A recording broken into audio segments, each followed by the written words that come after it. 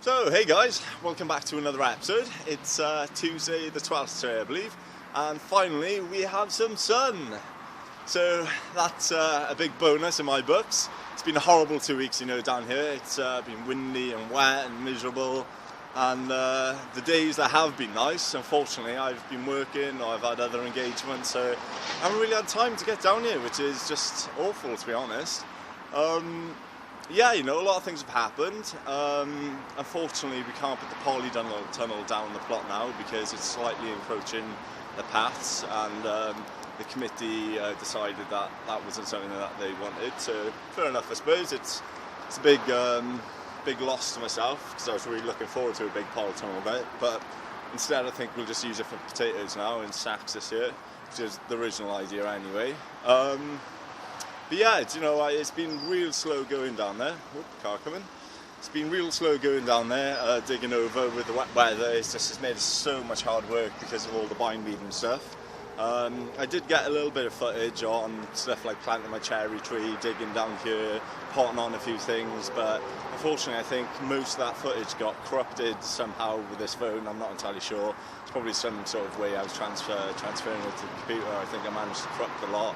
I think I got a dodgy cable, but I'll see what I can get, because I know there hasn't been an episode up for a while now, so I'll see what kind of footage I can put together for this episode. But we're just getting down the allotment now. It's early afternoon, we only have an hour or so we're just going to go down, check on how everything's doing. I'll give you guys a quick tour around, and I think that'll pretty much wrap her up for today. It's going to be dry the next couple of days, but unfortunately I'm working in the nursery, so we won't have much time there. But yeah, we still need to get along and plant a lot of our seeds because we completely run out of room. The greenhouse got chock-a-block. I'm not sure if you guys seen how I had it laid out, but all the seed trays were down the floor in the middle and it was horrible. So what I've done now is I've bought a load of bamboo canes and I've gone ahead and I've made a cage/trellis in there.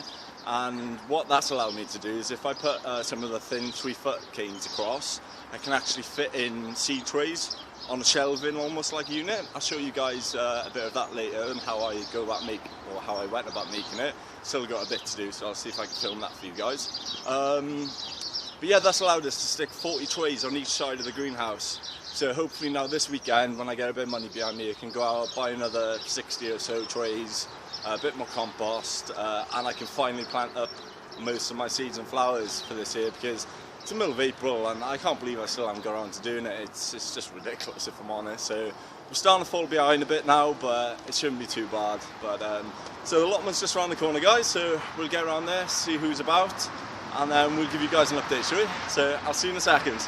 What was that? Looking over the fat yard. Wow, look at those onions. Was that how you wanted me to say it? I got a bloody college sweatshirt on.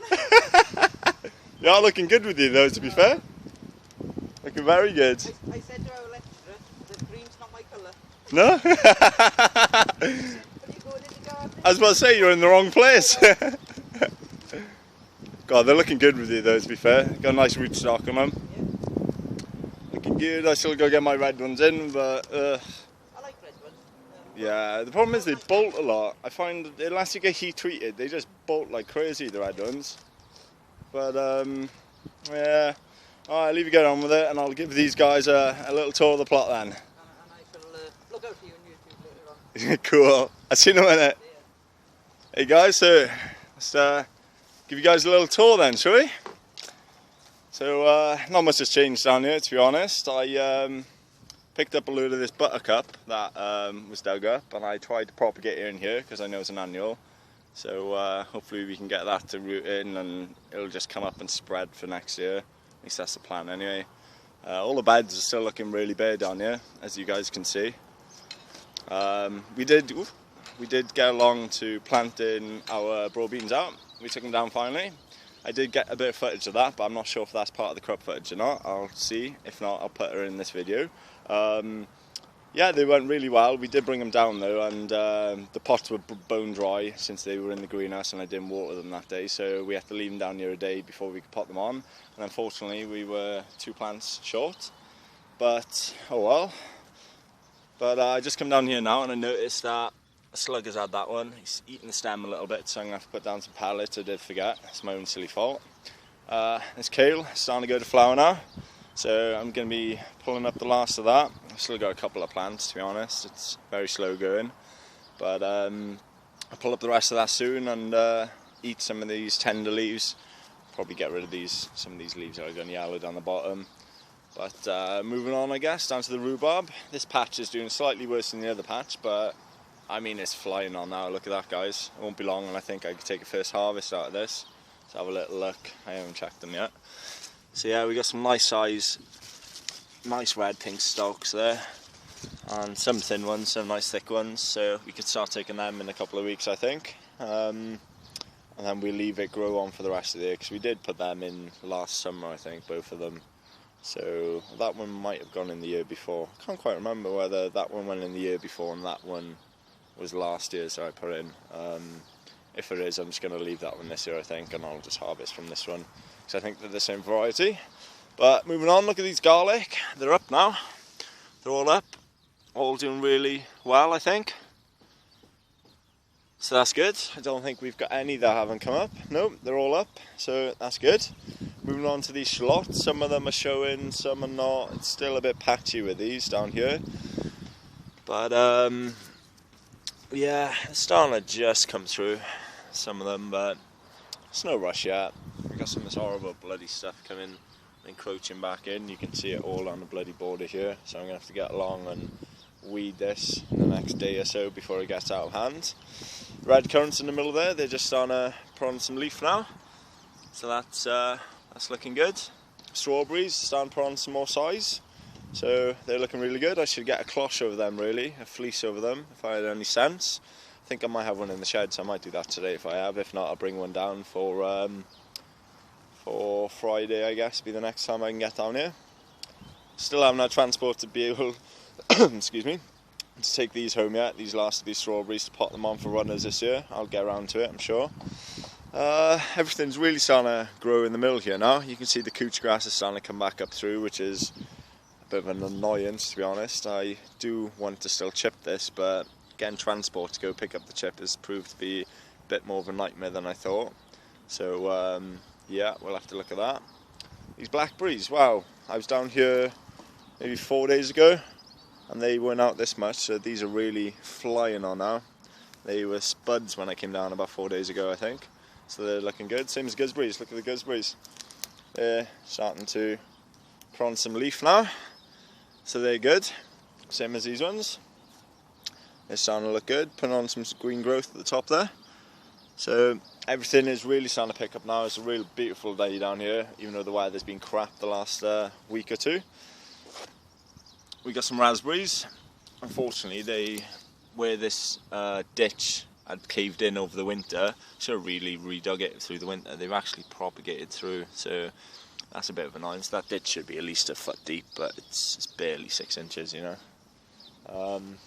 Moving down here, still beds are empty down here, but look at this. This mulch is really just, it's stunning stuff now. So January or December is definitely the time to put down fresh manure if you want it to be used as a mulch.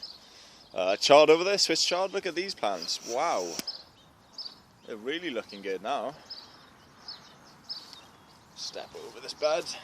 I think got some spinach there. Got a little bit of Swiss chard behind it. But this Swiss chard, I mean, look at that. That's really kicking on now. I need to start harvesting some of these back now. Didn't realise it was such a hardy perennial. I'm waiting for it to bolt, but it shows no sign of it at the minute. So we'll keep our fingers crossed, and we may keep that going through the year as well. But comfrey's really starting to come on now. It's a little patchy in areas, like over here you can see. Usually this is quite full. But I haven't done anything with this since I've taken her over. I've just been cutting her back every year. Well, it was only last year, to be honest. But give it a month or two now, guys, and this will be up to almost the top of that post there. It really does grow madly, and it just engulfs these paths over here. So that'll be up soon, and the bees love that stuff, so that'll be good. Alright, moving on then. Let's have a look at our mint. I haven't checked this out. I still need to get around to splitting this, actually. We've got a bit of new growth coming here, but it's so pot bound it needs to be split. Red currants, look at these. They're really starting to come on now, aren't they? They're starting to flower. Yeah, look at that. Starting to flower as well. Bloody hell, they're early. So they're looking good. I don't know about these trees. I haven't seen any buds coming on these trees just yet, mind you. But a lot of this is just full of canker, so hopefully we can get some green growth this year. I can see a couple over there. Let's see if I can get you in there. I can see one there. But hopefully we can get some green growth on all of these trees this year, so we can get some cut-ins and then graft them back to the main trunks and just cut them back. I think that's probably the best way. Got a few blossoms coming on here, I think, which is good. Check this last tree. Let's have a look. Has this come out of winter all right? Yeah, we're getting a little bit there. I think this is the plum. So we have got a few shoots that are coming there, which is good, but we have got a lot of canker. Like, look at this, for example. It's terrible. But last but not least then, I guess, is the tayberry. Tayberry's looking really good. It's starting to put on some green growth as well. So hopefully we'll have a real nice crop this year of them. I'm really looking forward to it. And then finally, guys, I'll just show you what we've been doing up here. We had a nice fire. Pretty sure I've shown this before, but again, with the footage, I'm not entirely sure. So we had a nice fire. We burnt all of our cut-ins and stuff. When, to be fair, I should have just stuck them in the ground and seen what happened with them, but I burnt them instead. We dug this back, almost there now, but I mean, this is just nuts. I mean, look how much crap just comes out of this. It's awful, and we filled that up, and we filled that up with just plain root. As you can see here, all of it's just roots, and that's come out of that little square there, which can't be more than about 6 foot by 6 foot, maybe 7 foot by 7 foot.